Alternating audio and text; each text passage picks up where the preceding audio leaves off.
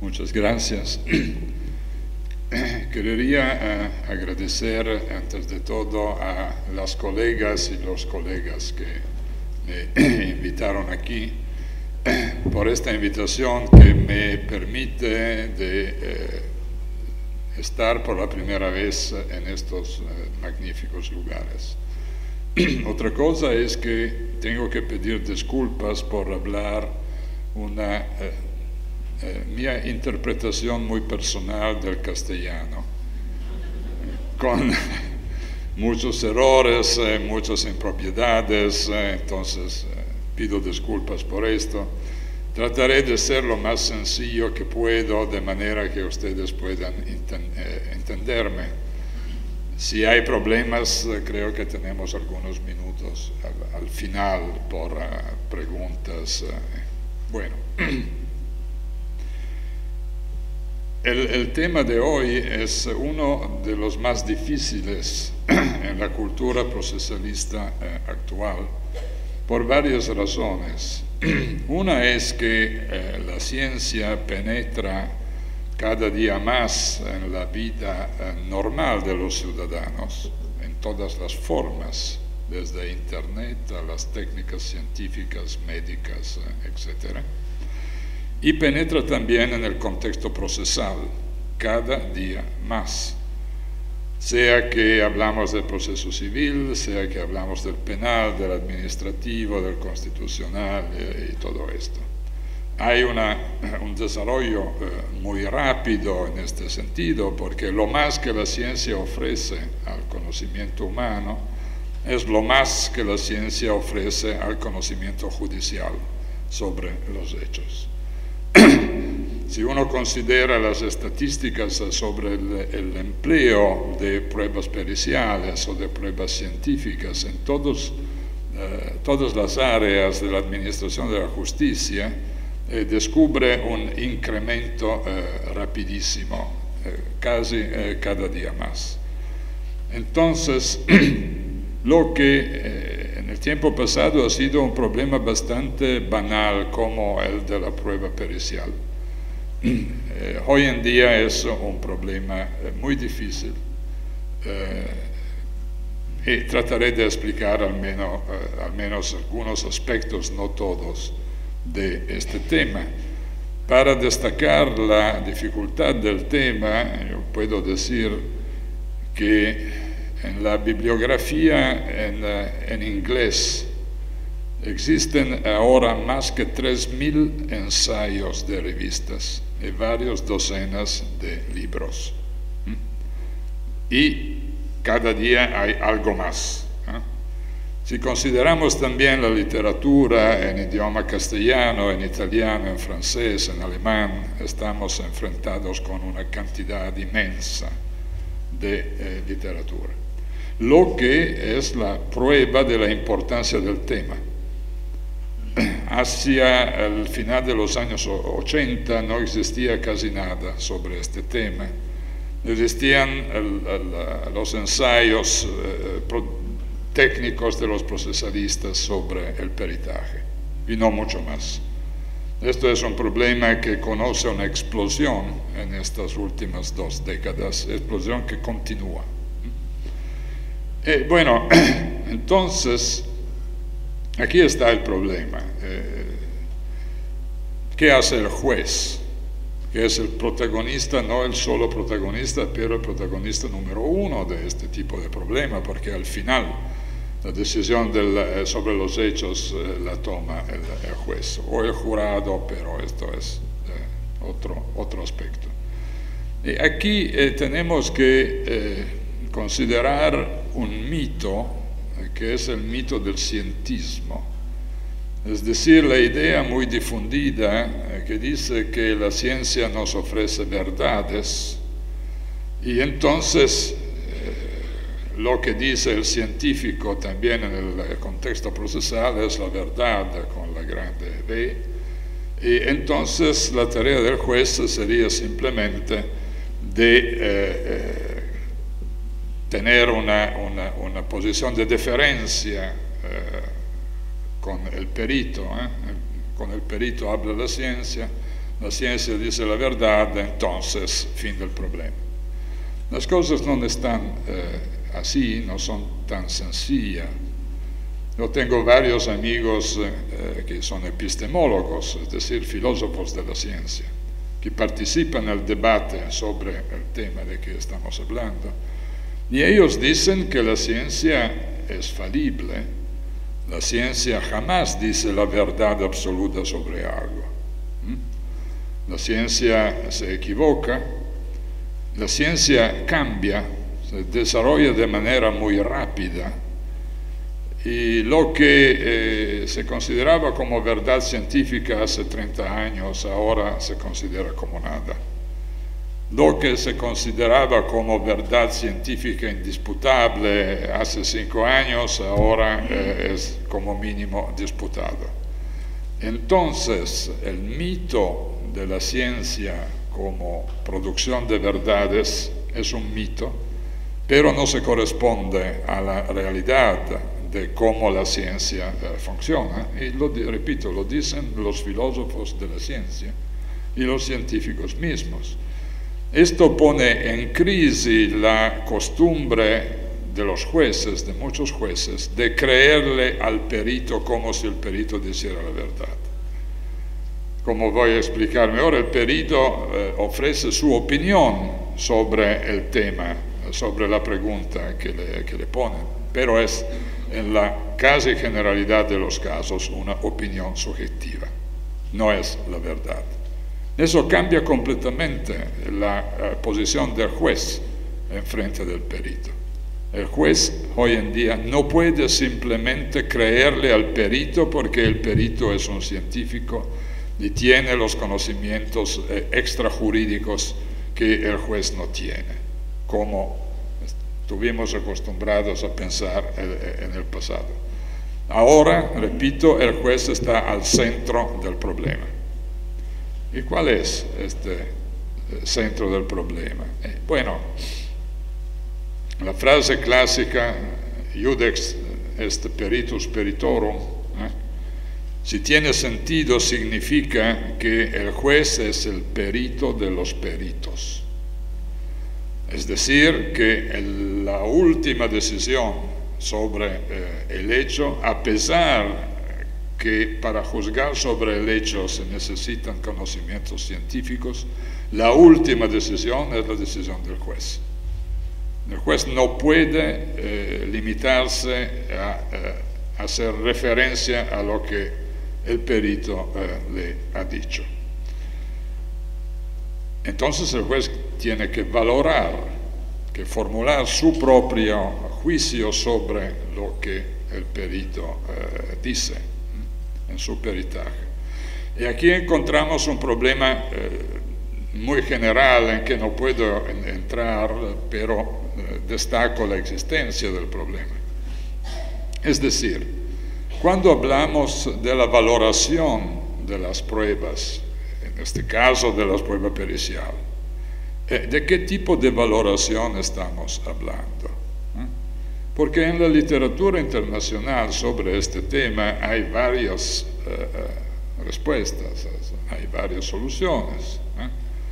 Por ejemplo, hay en la literatura, sobre todo norteamericana, pero no solo, una idea, en mi personal opinión, completamente equivocada, pero muy difundida, que dice que cuando el juez tiene un poder discrecional, la libre convicción, por la valoración de la prueba, eso se corresponde a lo que los franceses llaman intime conviction, es decir, a su persuasión subjetiva, íntima, personal, sobre la verdad o la falsedad de los hechos. Se trataría de un juicio subjetivo, irracional, incontrolable, porque ellos confunden la relativa libertad del juez en la valoración de la prueba con un juicio que no es un verdadero juicio, es una especie de intuición, una especie de introspección que el juez hace. Esto es el modelo francés. La idea de la anticonvicción empieza con una ley revolucionaria del 1793 que creó un jurado político especial en la época de la revolución. Y en esta ley se dice al jurado: usted no tiene que considerar analíticamente las pruebas, usted tiene que, digamos así, retirarse en sí mismo con una introspección y luego salir con la decisión fundamentada sobre la convicción íntima de usted. Hablo del modelo francés porque hoy en día también hay reglas en el Código Procesal Penal francés que dicen lo mismo. Entonces hay esta que yo considero una especie de tentación intelectual, ¿eh? Es decir, de imaginar que todas las veces que el juez no está vinculado por reglas de prueba tasada, su tarea sea simplemente de hacer esta introspección para salir con un resultado cualquiera. Para mí esta teoría no solo está conceptualmente equivocada, porque no es verdad que todas las veces que el juez tiene un poder discrecional lo emplea de esta manera, pero sobre todo es una solución peligrosa, porque imaginar este juicio subjetivo incontrolable del juez significa otorgarle al juez la tarea de ser arbitrario, es decir, de llegar a una decisión cualquiera, no controlable, no justificable, no racional. Bueno, esto no solo es políticamente peligroso, digamos así, porque se trataría de imaginar una especie de absolutismo arbitrario del juez, y además no se corresponde a lo que ocurre en la mayoría, al menos, de los sistemas de civil law. Porque, por ejemplo, en España la ley de enjuiciamiento civil, en muchos sistemas de América Latina se habla de las reglas de la sana crítica, y por sana crítica se entienden las reglas de la doctrina estándar, se entienden las reglas de la lógica, de la experiencia y de la ciencia, es decir, todo el contrario de una intuición irracional subjetiva. Otro ejemplo, Alemania, donde hay el principio en el Código Procesal de la valoración libre de la prueba, pero la regla dice que esta valoración tiene que ser orientada a la búsqueda de la verdad sobre los hechos, y la doctrina y la jurisprudencia alemana dicen que el juicio sobre estos puntos tiene que ser hecho al nivel de la más alta probabilidad de la verdad de los enunciados fácticos, es decir, todo el contrario de una convicción íntima, subjetiva. Esto es un tema general, pero este tema se refiere de manera más específica a la valoración de la prueba científica, porque si admitimos que el juez razone de manera completamente arbitraria e incontrolada también sobre el dictamen del perito, esto significa una deferencia absoluta del juez a la opinión del perito. Esto significa que el juez renuncia a su verdadera función de peritus peritorum. Entonces, razonando en esta dirección, tenemos que seguir la perspectiva de una valoración crítica, de una valoración racional sobre todas las pruebas y de manera específica sobre las pruebas científicas. Y aquí empiezan los problemas. Porque el tema principal es esto, no el solo, pero un tema importante es esto. ¿Cuándo es que razonamos con ciencia? Es decir, tenemos la ciencia como criterio de interpretación de los hechos o de valoración de los hechos y cuándo no. Este tema se planteó de manera muy clara en el 1993, cuando la Corte Suprema de los Estados Unidos pronunció una decisión muy conocida sobre el caso Daubert, en que, en la opinión por la mayoría de los jueces del Supremo, 5-4, el juez Blackmun escribió en su opinión una especie de mini tratado de epistemología para establecer cuáles son las condiciones mínimas de que necesitamos por hablar de ciencia en un contexto procesal. Pequeña referencia de derecho comparado. ¿Por qué el problema se plantea de esta manera en los Estados Unidos y solo después en otros sistemas?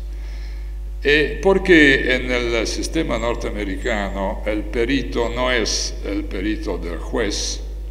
Todos los peritos son peritos de parte. Son las partes que deciden si ofrecerle al juez y sobre todo al jurado la opinión de su perito, es decir, el perito del demandante de un lado y el perito del demandado de otro lado. Y sobre esto el juez no tiene ningún control. Esta es una diferencia estructural básica con los sistemas como el español, el italiano, el alemán, los sistemas de civil law, en los cuales normalmente es el juez que decide si le necesita al juez la opinión de un perito. Y si el juez decide que sí, se nomina el perito de confianza. Esto tiene muchas consecuencias, es decir, sobre todo que el perito del juez es imparcial, tiene que ser imparcial. Y en principio puede ser rechazado por las mismas razones por las cuales se puede contestar y rechazar el juez. La regla básica es que, bueno, las partes en los sistemas como el español pueden utilizar sus propios peritos de parte, pero ellos no dan prueba de nada. La fuente de la prueba pericial es el perito del juez, no los peritos de las partes. Entonces, está al juez controlar, ya al momento en que decide cuál es su perito, controlar la calidad de este señor, el nivel profesional, la imparcialidad, la independencia de juicio, etcétera, etcétera. Lo que no ocurre a los Estados Unidos.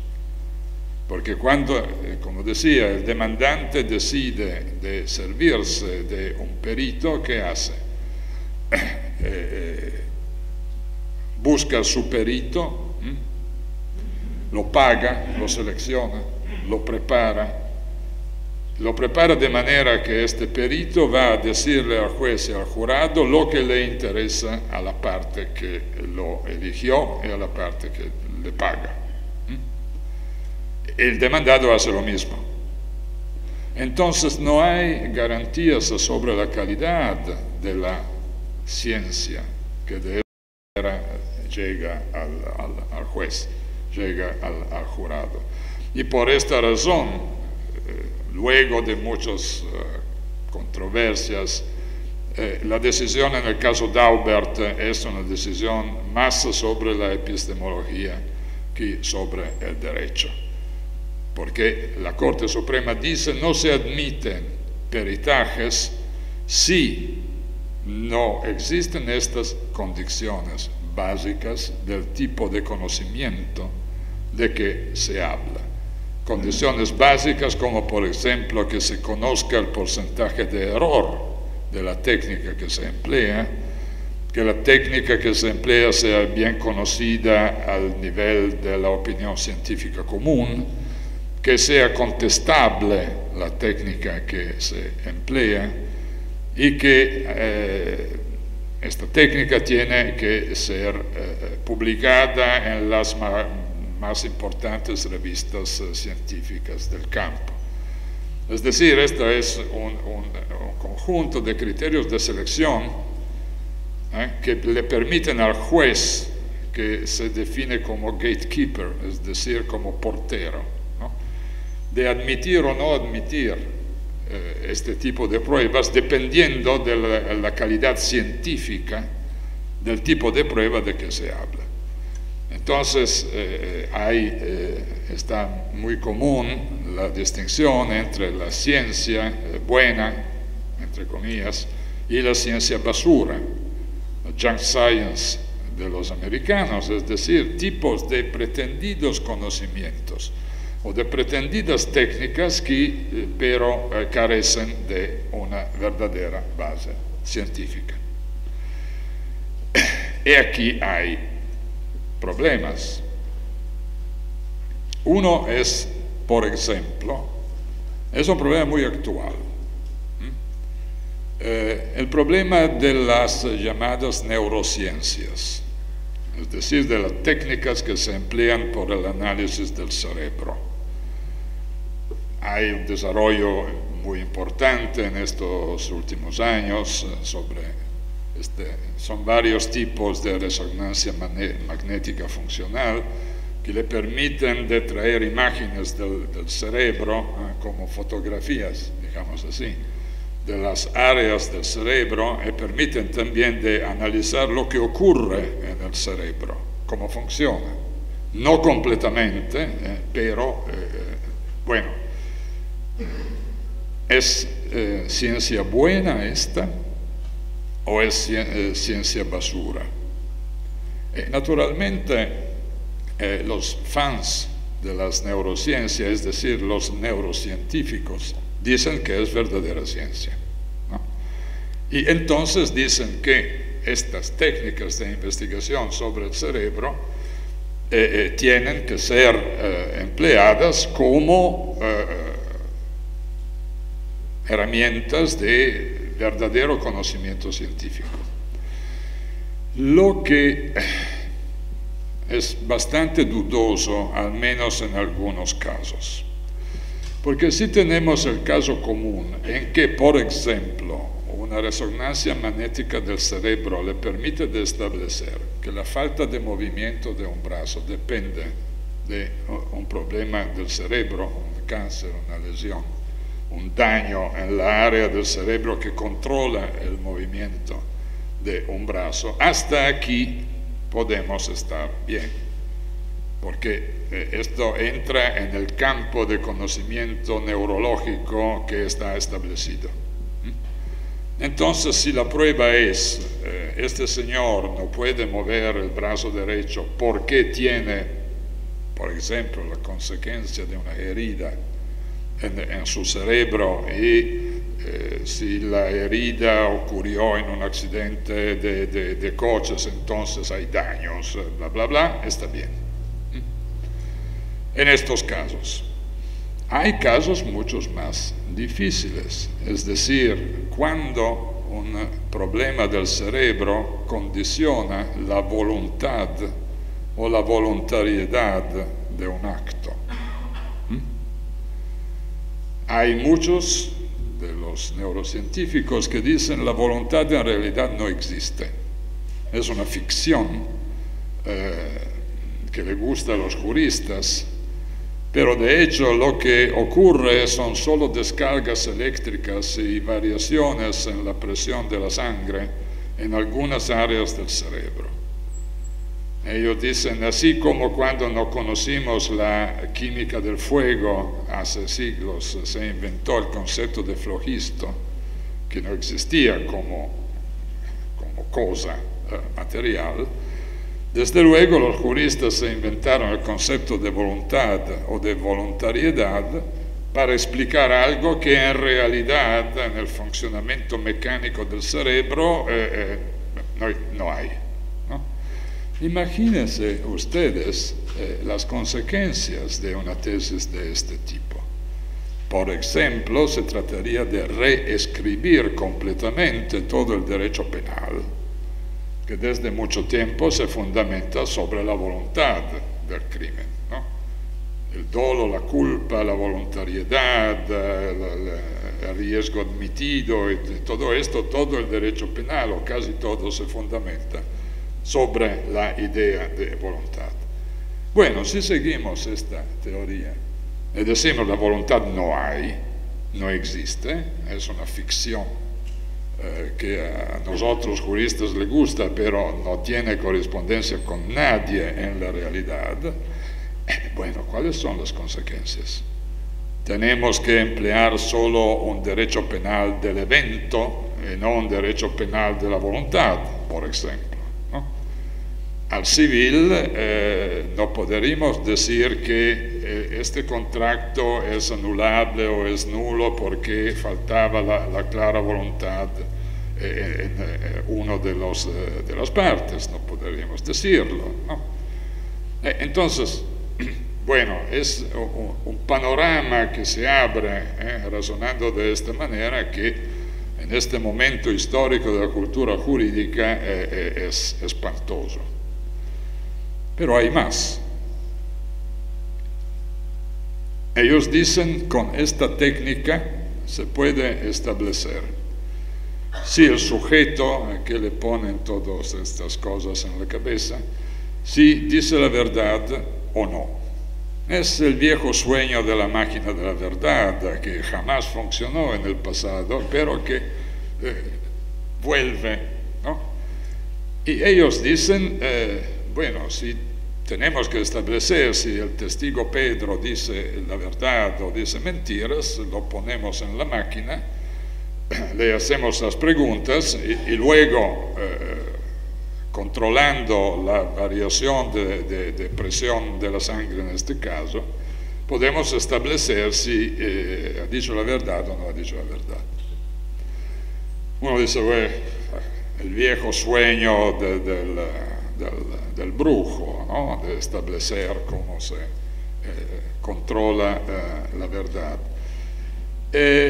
Y de hecho, hasta este momento, pero digo hasta este momento, 25 de abril de 2014, ninguna corte admitió hasta aquí el empleo de esta técnica por el control sobre el testigo.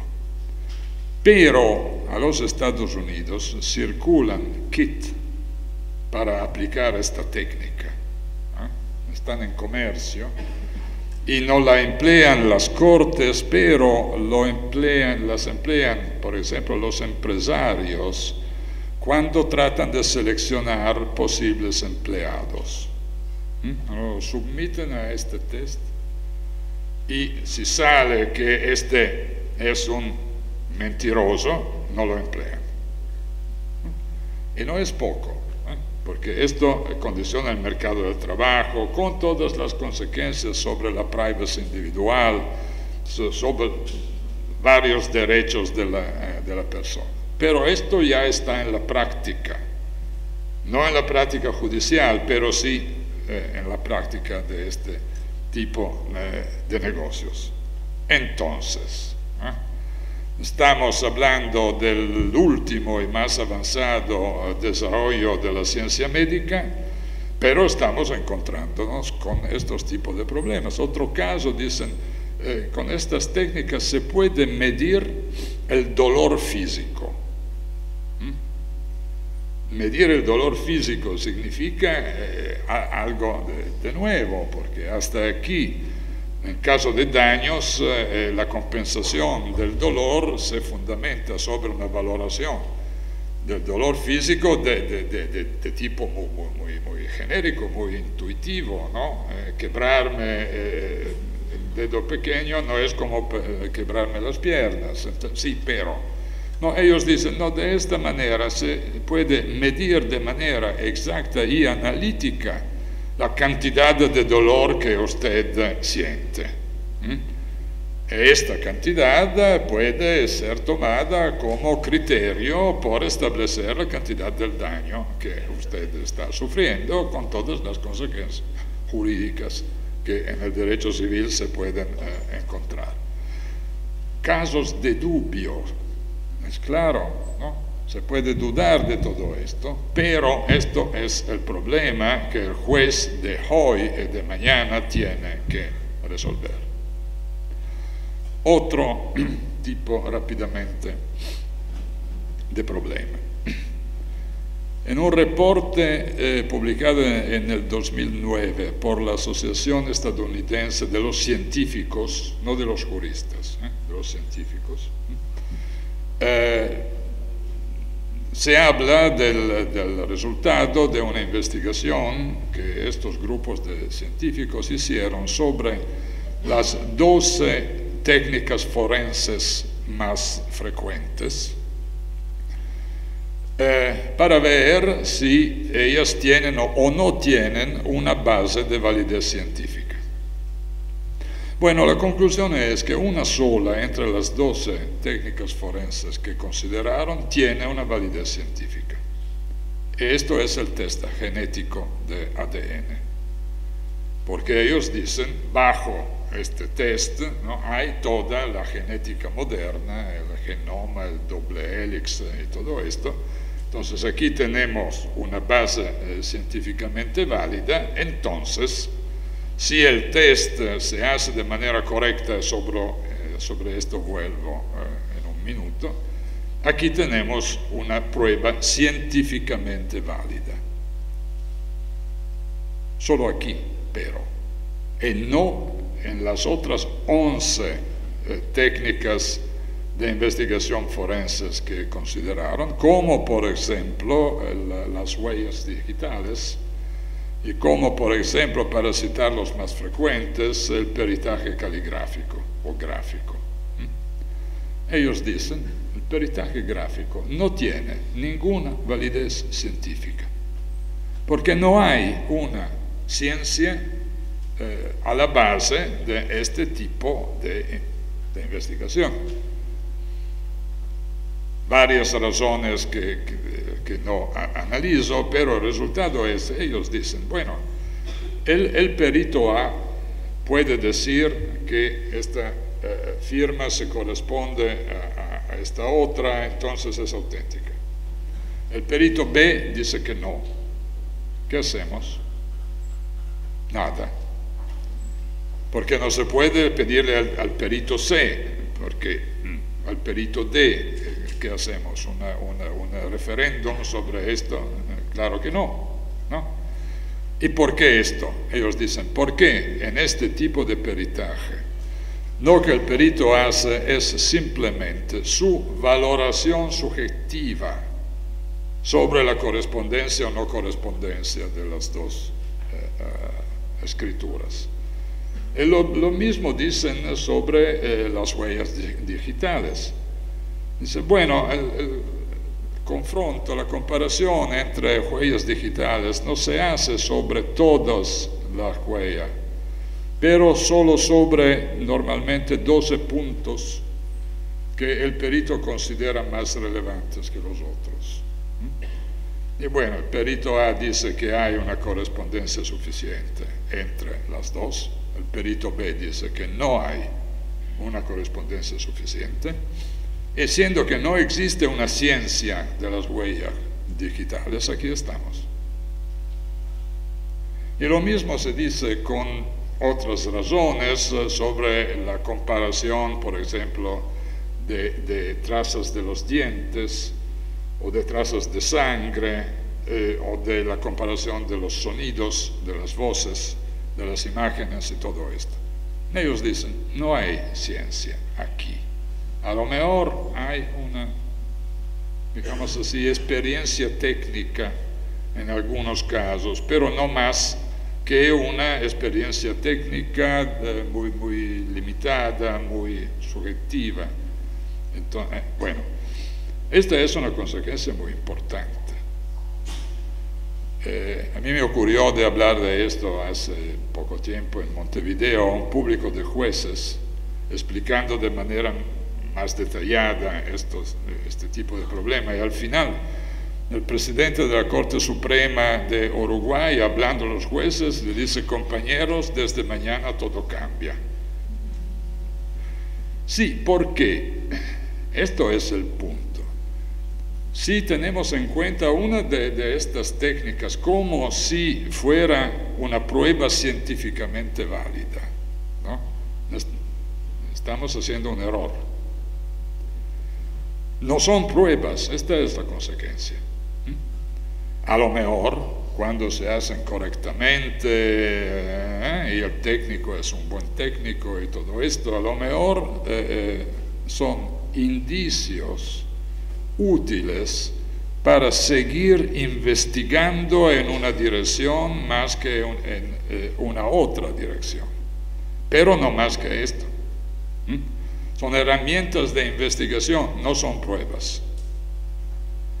Y la confirmación de esto viene, por ejemplo, de una investigación estadística que hicieron los Estados Unidos hace pocos años sobre una área limitada y un tiempo limitado sobre condenas penales. De esta investigación resultaron más que 300 condenas penales falsas. Algunas eran condenas a muerte. Estas condenas se fundamentaron sobre técnicas de investigación forense como estas, comparación de las balas y todo esto. Y solo el test genético al final mostró que estos condenados eran inocentes. Imagínense ustedes hacer una proyección de este dado estadístico bastante limitado, pero hablamos de cientos y cientos de casos, ¿no? A nivel general. Es una perspectiva espantosa porque tenemos que pensar a no sé cuántos miles de condenas penales falsas, porque fundamentadas sobre técnicas de investigación que no tienen validez científica y que entonces podrían ser falsificadas con un test de ADN, como hicieron en este caso. E insisto sobre este punto para mostrar que aquí no estamos hablando de problemas teóricos, abstractos. ¿Qué es ciencia? ¿Qué no es ciencia? A uno puede decir, a mí no me interesa nada de esto, es problema por los epistemólogos. No. Es el problema por cada uno de nosotros en cada día, porque cada uno de nosotros corre el riesgo de ser condenado sobre pruebas que no son pruebas. Bueno, una palabra más antes de terminar, sobre ADN, el test genético, la prueba de oro, en civil como en penal, para identificar el padre natural del pequeño, el penal para identificar el probable culpable, todo eso. Bueno, hay una religión del test genético, casi otro mito, es el mito moderno, ¿no? Porque se dice, bueno, el test genético sale con un número, sale con un porcentaje normalmente superior al 99%. Es decir, con un margen de error mínimo, minimísimo, ¿no? Nos dice la verdad. ¿Así? ¿Y cuándo nos dice la verdad? Yo creo que usted no sabe cómo se hace un test de ADN. Es una cosa muy, muy compleja, pero tiene al menos dos caracteres interesantes desde nuestro punto de vista. Primer carácter, hay el perfil genético número 1 y el perfil genético número 2. El perfil genético del pretendido hijo natural, el perfil genético del pretendido padre natural. Pero no tenemos el genoma de ambos, que son miles de millones de puntos. El perfil genético se hace considerando a veces 12 puntos, a veces 15, que se consideran más relevantes. Entonces se obtiene algo, una figura similar al código de barras que hay en los productos, con barras, así. Y bueno, se hace la comparación entre las dos barras, se llaman aleles, este punto. Bueno, cuando todos los 15 se corresponden perfectamente, no hay duda. Cuando no hay correspondencia, no hay duda que nada, ¿no? Éxito negativo. Pero ¿qué ocurre cuando hay correspondencia de 8 entre 15? Bueno, es el experimentador que dice, aquí tenemos bajo las reglas que aceptamos por este tipo de test, hay una correspondencia que consideramos suficiente, pero aquí hay una valoración. No hay un resultado mecánico, automático de las máquinas. Hay una valoración de relevancia, digamos así, o de correspondencia. Bueno, cuando esta valoración tiene éxito positivo, se presupone se tiene que hacer un cálculo estadístico sobre la frecuencia de este perfil genético en la población de referencia. ¿Y cuál es la población de referencia? Todos los españoles, todos los canarios, todos los de piel morena, todos los... Esta es una elección, no hay nada de automático y nada de necesario. Si ustedes consideran que en muchísimos casos estamos viviendo en sociedades multiétnicas, donde hay varios grupos étnicos, ¿no? En Nueva York, ¿cuál es la población relevante? Los chinos, los negros, los italianos, los polacos, quién sabe, ¿no? Aquí hay una elección de relevancia, ¿no? Consideramos relevante por este caso la comunidad de Chinatown en San Francisco, y no los otros. Y además el cálculo es muy complejo, lo que abre la puerta a errores de cálculo. Bueno, cuando todo esto funciona, llegamos al 99%, pero ustedes entienden que la base científica de este 99% puede ser puesta en duda.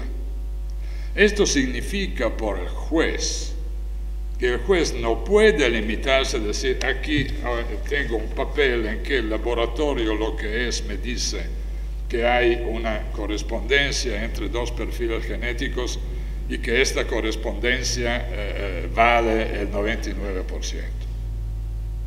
Porque este 99% puede ser el resultado final de errores que se hicieron en el test, no aplicando de manera correcta el protocolo científico que existe. Entre paréntesis, el Federal Bureau of Investigation norteamericano jamás explica cómo llega al resultado. Entonces nadie puede controlar si lo hicieron correctamente o no.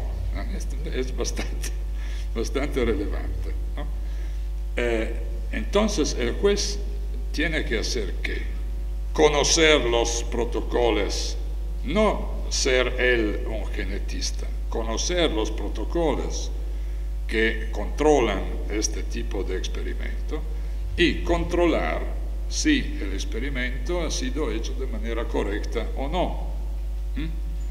Porque si descubre un error, o si por ejemplo hay varias otras cosas, mezclas en el material genético que se analizó, faltas en la cadena de control sobre los pasajes y todo esto, es decir, los errores pueden ser muchos, y solo cuando el juez establece que no ocurrió ningún error y ninguna impropiedad en la actuación de este test, puede decir, bueno, este test me vale el 99%.